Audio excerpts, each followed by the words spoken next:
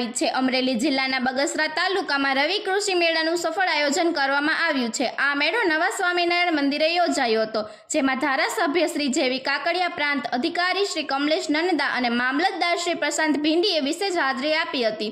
કાર્યક્રમની શરૂઆત દીપ પ્રાગટ્ય સાથે કરવામાં આવી, જેમાં બગસરા શહેરના અને ગ્રામ્ય ભાજપના પ્રમુખો, કાર્યકરોએ મોટી સંખ્યામાં ખેડૂતોએ ભાગ લીધો હતો। વધુ સમાચાર માટે જોડાયેલા રહો આરપી ગુજરાત ન્યૂઝ રાજકોટ।